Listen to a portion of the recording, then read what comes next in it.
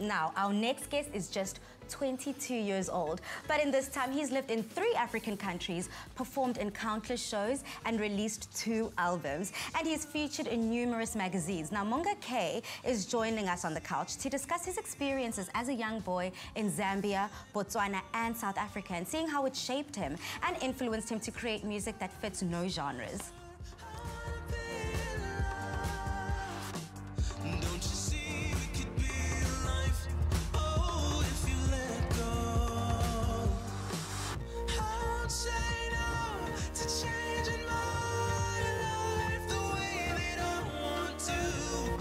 Tragedies, just let me show you a commonplace and saving grace. Keep it all in past time. You've got to, you've got to, you've got to.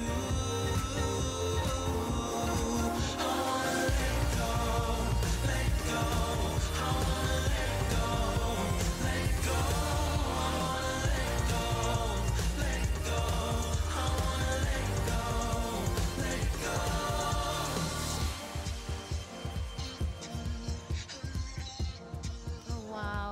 Welcome to The Loft. You're like my musical crush for the year. Oh, thank you so much for having me. I love your sound. It's absolutely spectacular. Thank you so But you know much. what I've realized about you? And I've yet to come across other artists. You sound better live than what you do, like on the, Thank you. You are unbelievable. Thank you so much. What a try. stunning voice. Thank you, I appreciate it. And you know, listening to you and reading your story, doing the research, I get a sense that your sound is a combination of your life's journey, your life's work, your purpose, just the contribution you want to make to the world. But how did you coin that? How did you define that? So I love writing music about stories, whether it's stories about me and my experiences or my friends or strangers. And I've been working on this music that we call alternative soul, which is just like every single genre put together. That makes sense. That makes sense when you listen to it. So my friend Andrew Williams, who's going to perform with me, we've been friends since I was 13, and we've been making music since I was 13. So we've just been going through this journey of just my weird ideas and melodies and stuff, and I'll take them to him and he'll be like, okay, cool, this is how the music is going to sound, and then we come together and just make the world that we want to live in. Wow. Your sound belies your age, which is incredible. Like, I can imagine you wanting to collaborate with like Jimi Hendrix, James Brown, Lenny Kravitz, like all. Oh, exactly. My inspirations that she just labeled there. That's just what I heard. But you've had such a colourful life and such a colourful upbringing. I mean, it must have been amazing living in some of the most beautiful parts of Africa. So what was your childhood like? So I was born in Zambia, and then we moved to Botswana when I think I was 3 years old, and that's where I found a lot of myself and a lot of my friends and a lot of just growth. And I moved to Joburg 4 years ago. I think it's been 4 years now. It's been a great move. But everything's just been growth.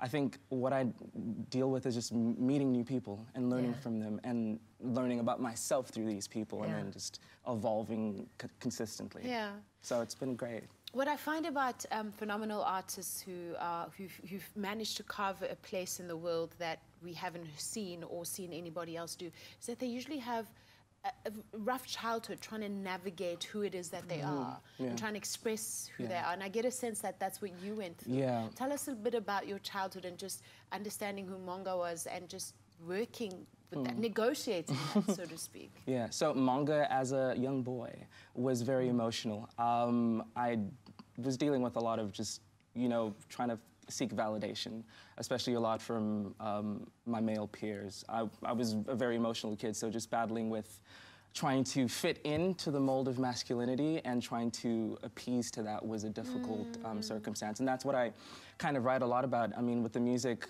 I think vulnerability is the most important thing, especially as a man, because it's honest and it's pure and it's us as human beings. So it was pretty, it was interesting just learning what being a good person is like. And I was just trying to learn that through, again, meeting people and writing a lot. So a lot of the times just facing toxic masculinity and facing these ideals. So my mom, who is here, by the way, Yes, she just got her second master's degree. That's amazing. And she's working on her PhD at the moment as well. Congratulations, so I was Mom, like, if you're I got to put her on my amazing. shirt. I'm proud of her. Wow. Go, Mom. So my mom's just, I love her so much. She just taught me a lot about what being an honest man is, and my sisters as well. And just taught me how to just respect women, respect human beings, and just be the best you that you can be.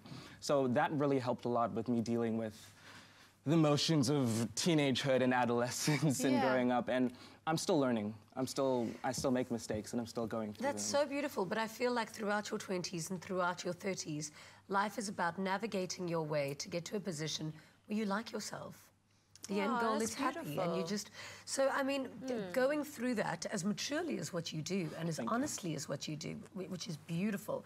I think a lot of people in their early 20s don't even think about it. How does that inspire your sound? Like, what do you go through when you're penning words to a melody or so with Wild Solace, my debut album, I like to say that the words Wild Solace, they're very contradictory, and what I love to say is this Wild Solace, where you find peace within the chaos. And I think as human beings, we go through so many terrible, terrible, tragic moments, but somehow we find a way to find such a calm and solitude in that and come out stronger. And I guess in my 22 years, which is fairly young, I was experiencing a lot of chaotic moments and happy moments.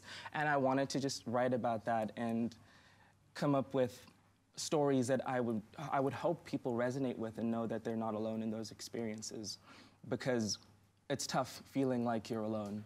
And that's when the issue of mental health comes in. And, you know, a lot of young people are going through a lot, and we don't have a lot of people to talk to because we feel like no one wants to listen to us. And so if Wild Solace can be one of the steps into the direction of honesty and openly talking about how we feel, I hope I'm doing a good job. Can I tell you something? I was listening to your sound check, and everyone at home has to listen to this. Because when you sing, everyone will listen. It is so beautiful. You're a star. Absolutely magnificent. Thank you for being on the show. Thank you so much for honouring us with your presence. Thank you so much for having me. This is a great opportunity.